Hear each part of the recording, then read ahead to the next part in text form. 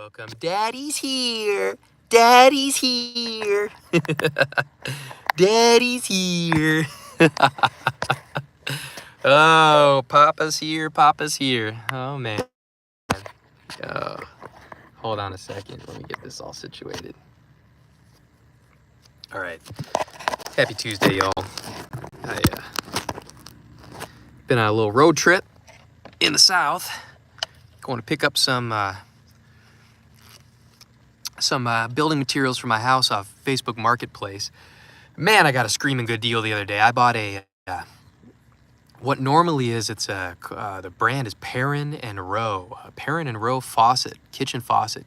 Normally $2,100. I got it for $200 from some really rich lady in Little Rock who was actually super cool, and it was really cool. I was in Little Rock, and man, ever since that HBO documentary in the 90s, Banging at the Rock or whatever it's called, Little Rock got a really bad reputation from that HBO documentary. But when you go to Little Rock, you'll see that it's actually a really chill city. It's like the South, there's, your Georgian, your Victorian, rich people houses, and then you got some hood parts too. But it's actually a nice city. It's a very nice, kind of small, compact city. Arkansas River goes through there. The Arkansas River is actually really pretty going through Little Rock. There are sections of the Arkansas River near Fort Smith into Oklahoma where it's not so pretty. But in Little Rock, it's actually really nice. And the one thing I've noticed anytime I've been through Little Rock is the food is fire. Really good. I mean, you can get really good Cajun, Acadiana food out there. I had some great gumbo and some etouffee and stuff like that. Just absolutely wonderful. So I had a great time. Just one more reason, if you're contemplating, road tripping or traveling or whatever, you can't listen to what people say. You can't just go based off of, Google images or what people say on the internet. Because if you ask anybody, most people, what their first impression is of Little Rock, they're going to say, oh, gang violence or, shootings or whatever. It's just really not the case. People paint it out to be like a St. Louis or a Milwaukee or whatever. And even those cities, they're really not that bad as long as you know where not to go. Thankfully, I've been to St. Louis and Milwaukee enough where I know where not to go when I go to those cities.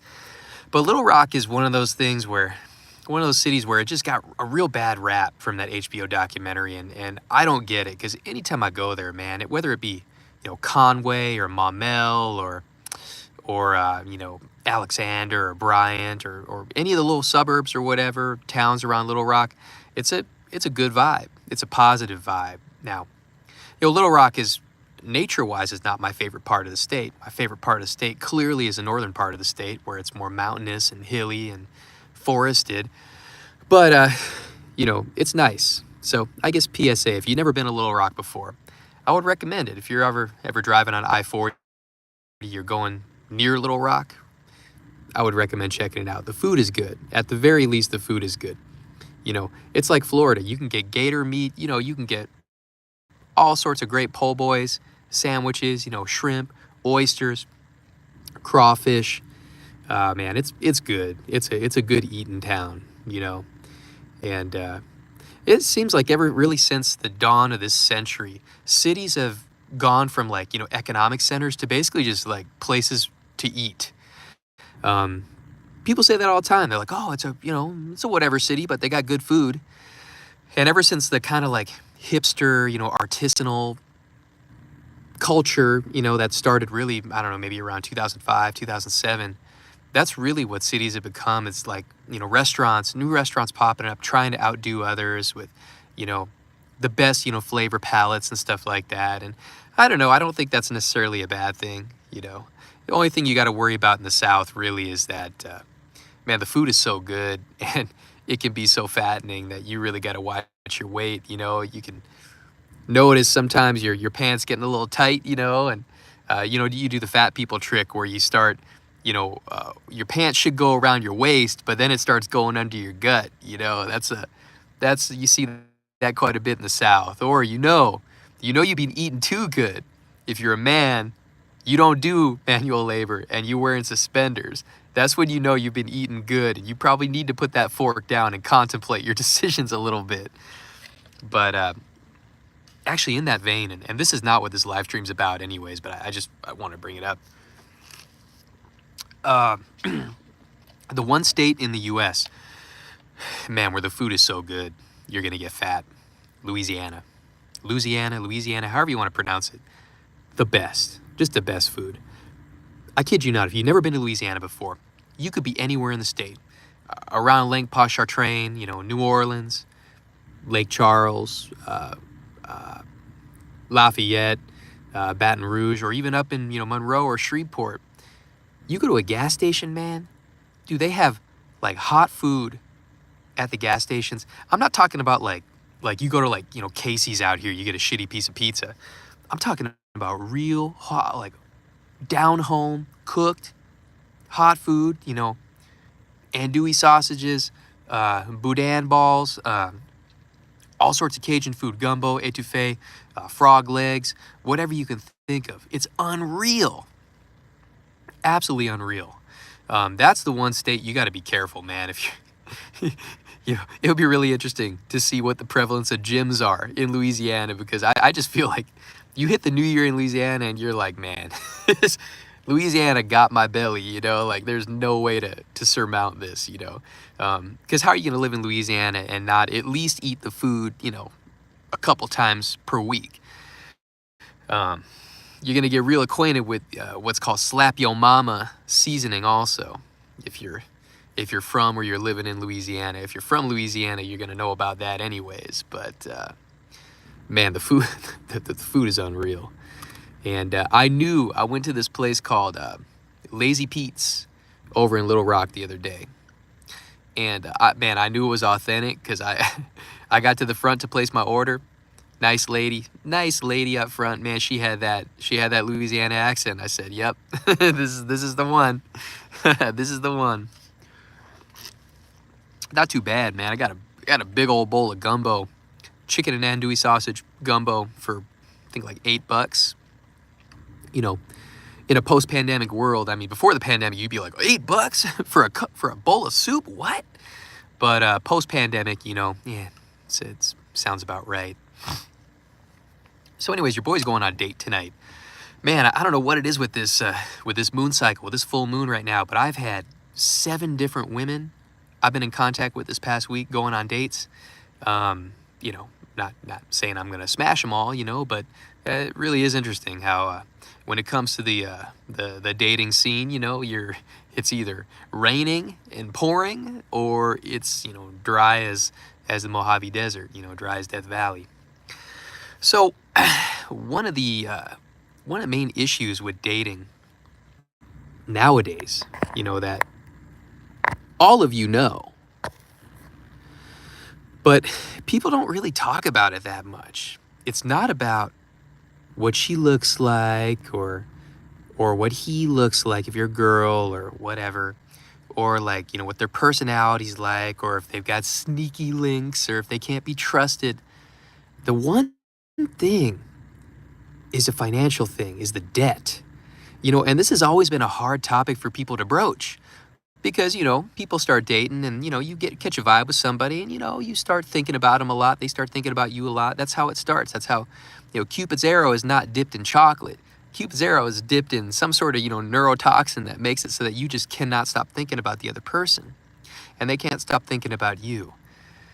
But, there's tips on, there's not really tips, just, people talk about, oh, well, hey, bro, you need to make sure that she's not, $500,000 in debt, or she's not in college for some stupid degree or whatever.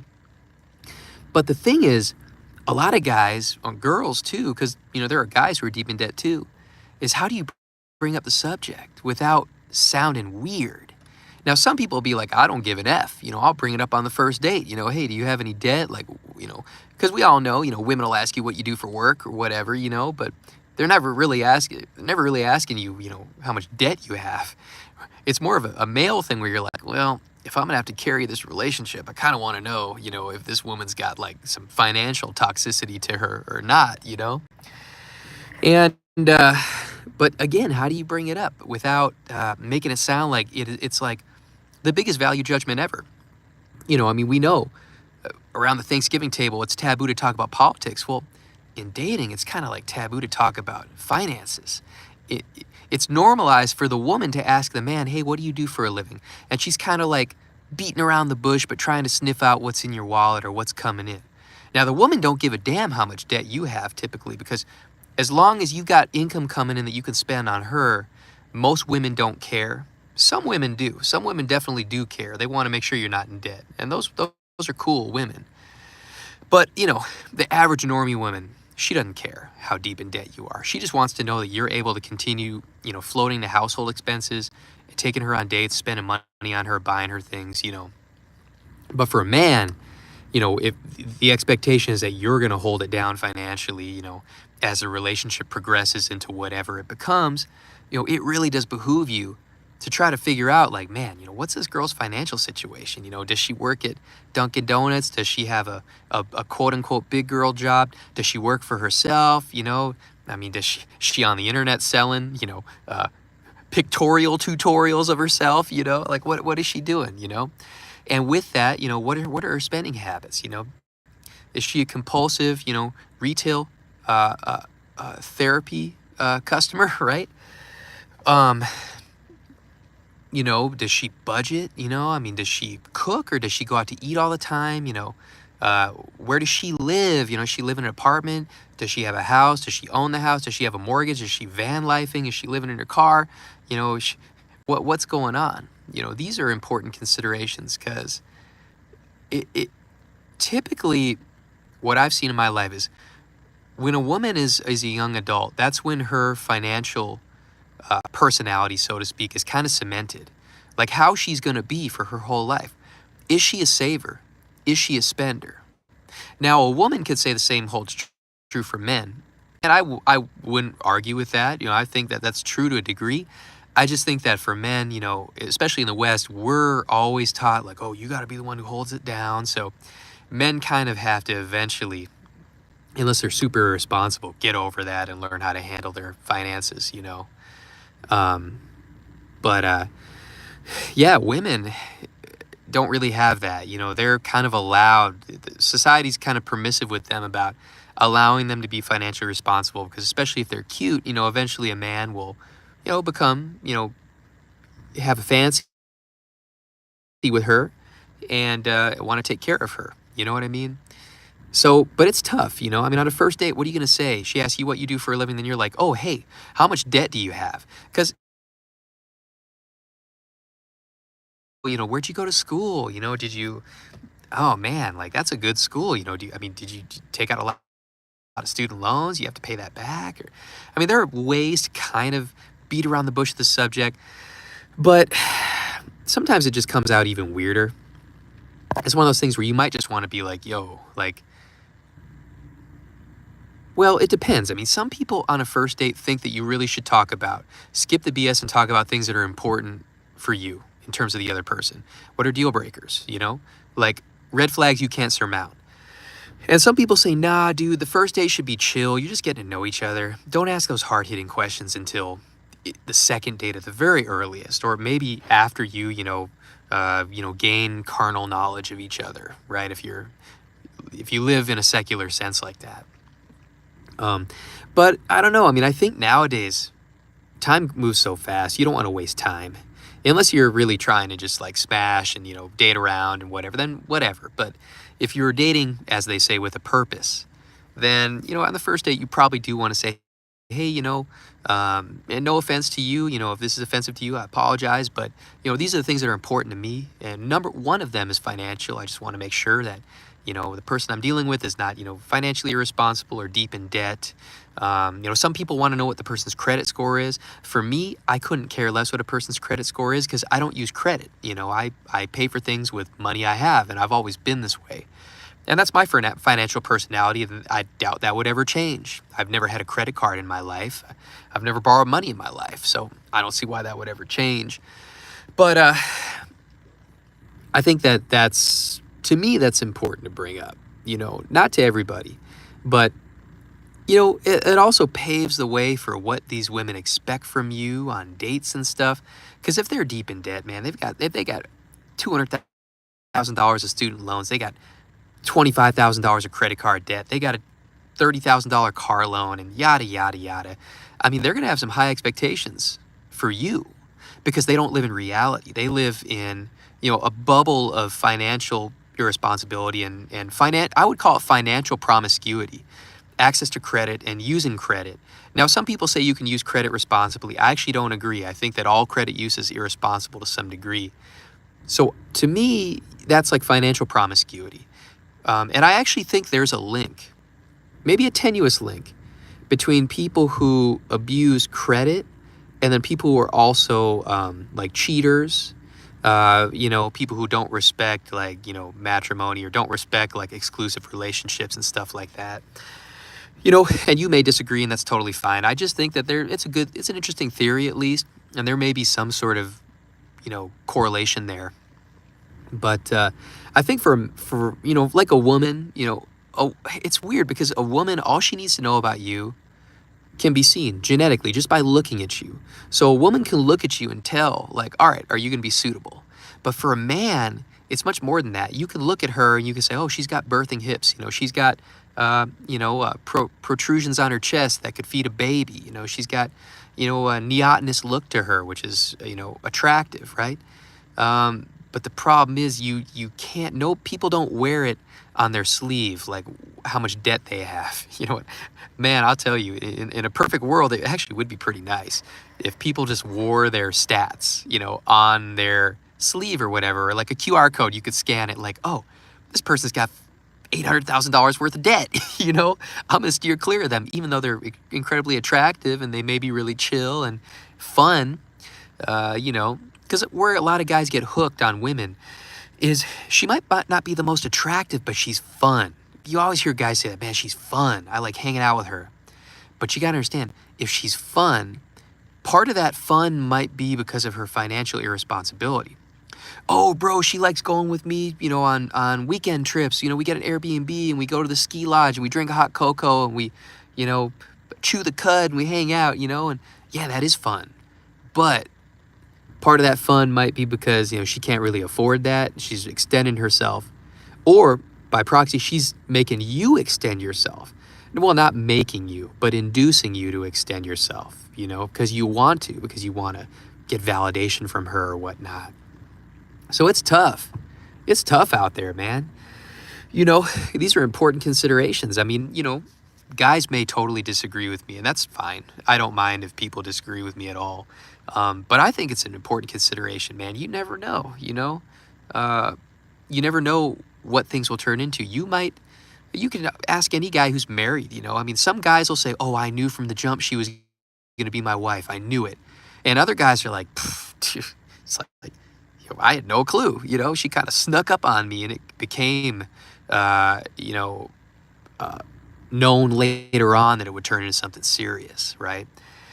So it's just an important consideration, because especially as we're all getting squeezed with this economy right now, and let's be real, we're all getting squeezed. Me, you, everybody. I don't care even if you're a crypto multimillionaire, you're still getting squeezed with the quality of life and cost of living. So it's important for all of us. I mean, nobody wants to live a crappy life. Nobody wants to be on Section 8. Nobody wants to, be struggling and not be able to actually live, a nice quality of life where they can feel some peace and tranquility. And when you feel peace and tranquility, you're then able to positively connect with other people. It's when you're always in survival mode, that's when you're at risk of just a really bad quality of life. So I think it's important to figure out what a person's debt load is. But here's the other thing. You can ask. It doesn't mean they're going to tell you. And the other thing is, they may tell you, but they may lie. So what are you going to do? Are you going to run a freaking credit check? I mean, even with that, you're not going to be able to know how much debt they have. And there are many, many, many stories. You can go on Reddit, right? Stories of guys who got married to who they thought was a financially responsible girl. Oh, she cuts coupons. Well, now we don't cut coupons. Everything's digital coupons on the phone, but you know what I mean.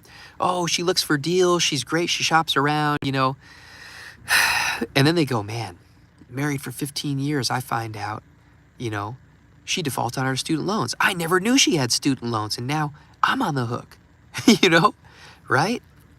This happens. It may not happen to everybody, but there are instances, recorded instances, that this has happened.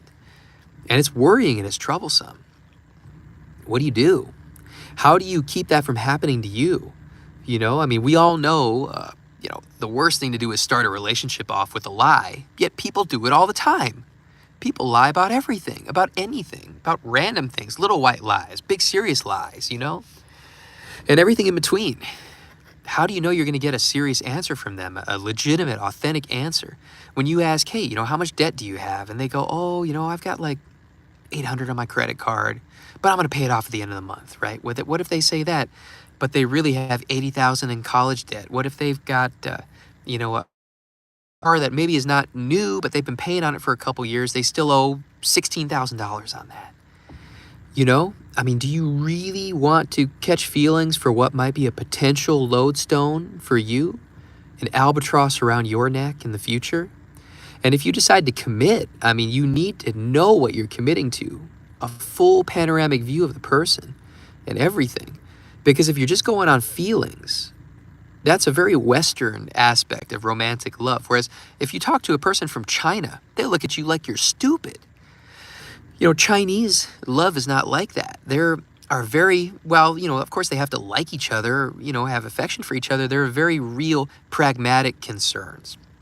A lot of the Chinese are looking to build generational dynastic wealth, and so they're not going to marry based off of looks or, oh man, she got a big old pincushion booty, Holmes, No, they're not going to marry for that alone, And the women are actually chided if they don't vet a man and make sure that he can take care of them financially. They're not just going after genes there. It's genes and, the ability to provide. And the dudes are also taught, you need to make sure she's not going to be a drain on you. Not just her looks. And so in the West, of course, we have this rugged individualism. I'm going to do it my way. Me against the world, Well, if you were in court against the world versus the soft-spoken shaman, that's not a good feeling. It's not a good feeling. You don't want that. So, the Western, Latin Vulgate, romantic love notion is sophomoric. It's childish. It's incomplete. It's like a piece of Swiss cheese.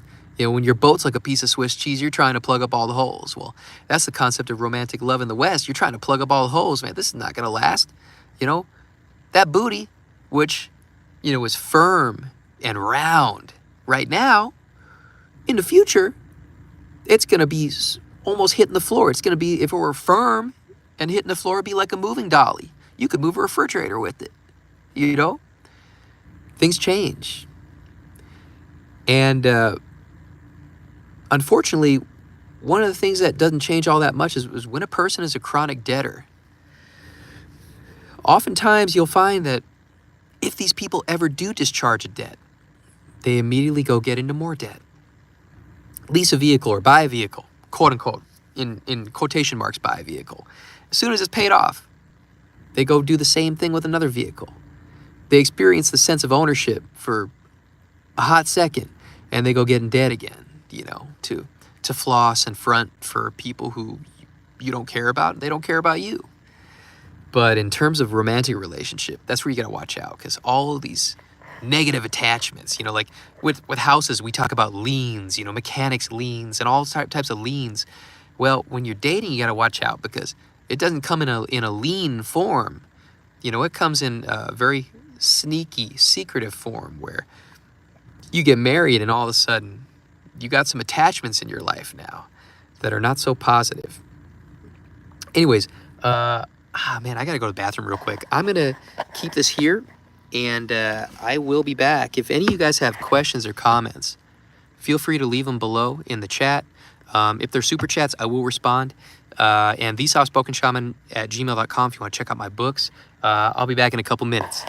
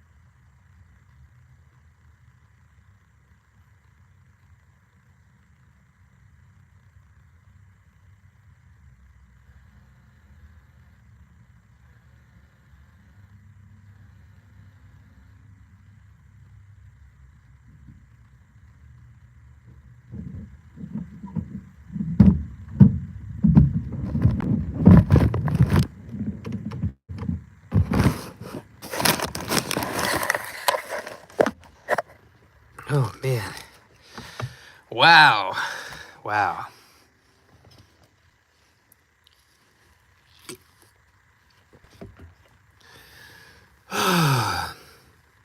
All right, well, I think I gotta get moving, do some things today. I will probably be doing another live stream tomorrow. I have a little bit of backlog. I got some emails, people asking questions. Once again, if you have questions, if you want to sponsor a video or I answer your question, thesoftspokenshaman@gmail.com is the place to hit me up. Also, the place to hit me up if you want to read my books. I got a sale right now on a book I wrote in 2021 called Business: Ascending from Your Drone Lot in Life. If you want to quit your job, if you want to try to go out on your own, if you want to try to carve that path and try to figure out how to not have to, do the W-2 thing anymore, give you some food for thought on how to accomplish that. It's a great book, about 97 pages, sale price right now. So thesoftspokenshaman@gmail.com if you'd like.